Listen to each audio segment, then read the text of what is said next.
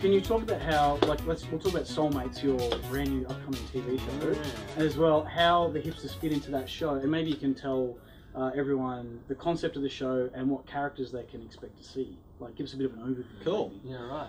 So Soulmates is it's a bromance about two friends, two dickheads, I suppose, who reincarnate throughout the course of human history, and they're kind of constantly bound together. So in every lifetime, you know, they will find each other and they'll kind of be friends in every lifetime. Right. That's our kind of format for the show. Soulmates Season 1 focuses on 4 lifetimes, one of which is at the beginning of time, where they're two cavemen just trying to work out shit and do everything for the first time. Which is kind of more like how Seinfeld might treat, you know, cavemenism. Right. Like they're not two Ooga guys. Booga. Yeah, they're not Yeah. Ooga Booga going, well, they're just kind of like, that's curious, that deserves further exploration. Right. Yeah. It's considered. Right. Yeah, they're just trying to work Slightly. everything out. Yeah. They've got no No frame of reference. No frame of reference. Yeah. There's been no kind of social ideas built around what's right and wrong. They're just kind of working it out as they go. Right. And then we jump into the 80s, where there's our two friends are two Kiwi assassins who've been sent over to Australia from New Zealand by the Ministry of Defence to basically, Spelt thusly. yeah, You're right. UN, yeah. to protect New Zealand's international interests in Right. Australia. Which tend to be based on like dairy goods. Yeah. Right. Yeah, so they're smoking Australians to protect Kiwi dairy industry. Right. Yeah. And That's all those important. things that you know, Yeah. Australians claim as being Australian, but Kiwis will claim as being Kiwi. Yes. So, Yes. Can we talk about a certain famous New Zealand actor? say, for example, Russell Crowe, to pick who one. Australians love to say is an Australian. Yep.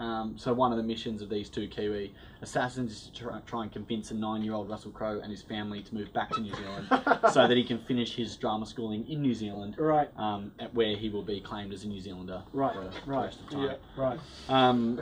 Then in the modern day now, these two guys are Dom and Adrian. Yep. The Bondi Hipsters, they're trying to get their kind of, you know, underground fashion label up off the ground. And so we're kind of following that story. And then in the future, they're two guys who are working for a time travel agency, and time travel has kind of become a thing that everyone can have access to. Yep. You know, you just pay a certain amount of carbon credits and you can go on holiday back in time. Boring as shit.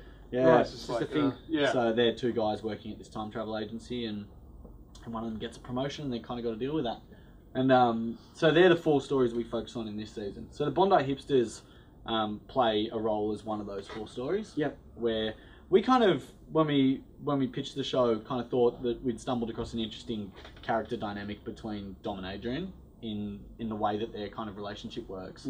And so we weren't too tight on rules, as in like they need to be the same guys in every lifetime. It was more like, this character dynamic is working. Let's kind of trickle that character dynamic into the other incarnations of these guys. Right. And it's going to be one of those things that, depending on how many seasons we get, we kind of get to play with this idea of learning things from the past that affect a future lifetime, or things like that. Okay. If anything, it kind of just provides us a format to play and to have fun as, you know, 2 different mates from 2 different lives. Yeah. All these different We don't lifetimes. talk to the format a great deal. Like, we're not trying to tell any stories about how past lives can affect future lives or anything like that. It just became quite an interesting device for us for now. But it could be a cool thing to explore. Yeah. Yeah, for sure. Yeah.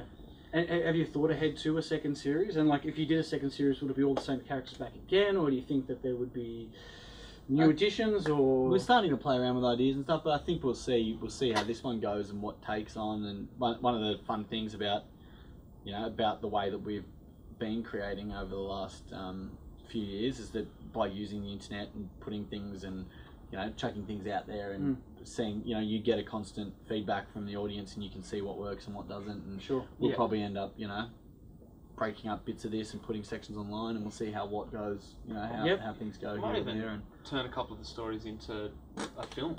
You know, like we've got that freedom as well. I personally think we think the Kiwi Assassins could be a sick film. Yeah. Because it's all tropey and like that delicious 80s cop stuff. You know? Yeah. So yeah, I reckon that could be quite fun. What we could do with it is fairly exciting, but very open. Right. Yeah. Right. So just playing around with ideas for where characters can go, and That's right. That's and you know, exciting. if something, if for example the Bondi Hipsters part of the show, everyone's like, oh, it's a lull in the episode every point, then murder the shit murder them out with a of shotgun at the start of season 2, just and then murder you're into a them. new lifetime. Yeah, you know? yeah. So that's kind of I think that's the thing that's exciting about this format, is that it provides us a basis to continually evolve it and change things. And you know, anytime you get sick of a particular story or a particular set of characters, you just kill them and start with another one. You know. Yep. And we've got all of time, all of the past to draw on as inspiration, and all the future to play around with creatively into whatever kind of worlds we want to build, and whatever kind of ideas we have for a future. And yeah, it's a good sandbox you built to play in there. You know, it's pretty expansive in what you can draw from. So yeah, I think it's cool. fun. Yeah. It's fun. So we'll see what goes well in this one, and you know, obviously moving forward on whatever happens, we'll be learning from the stuff that we've made so far. And what we all kind of collectively now like about Soulmates, looking back on it, is that each of the 4 stories is a narrative. Aside from the cavemen, which can be seen as a little bit more skitty, but it's nice to actually have 4 stories to more or less follow, as opposed to it being just a device for sketch comedy. Sure. So you do get to like the characters, you do get to follow a story and whatnot. So Yeah, that's kind of cool. That was something that I think that it was awesome working with the ABC and also Connor, who carried my brother Connor, who carries the bulk of carries a lot of the writing work. He was really pushing to have these, like, you know, narratives that are going places and ongoing stories that keep taking it deeper and deeper past being a sketch comedy. Yeah. And that was also something that the ABC, in working with us, were like, we want to, you know, we did like a 2-year development phase because they would just wanted to keep pushing the story, keep massaging the narrative, keep making sure that we were going as deep as we could with these different characters and developing their backstories, so that it didn't feel like a 4-part sketch show. Right. And so that's something that I know when we were sitting in the editing suite and we do these things that we've never got to do before, anything we've created, which is like last week on and next week on. You know, the start of a TV show where it's like last week on Soulmates, and then to show you what happened last week, and then, you know, they're your next week ons. That was like a really exciting part for me, because I was like, wow, we've got these stories, and there was some shit that happened last week that's important to follow this week, and it made it feel real, like made it feel like a TV show. Yeah.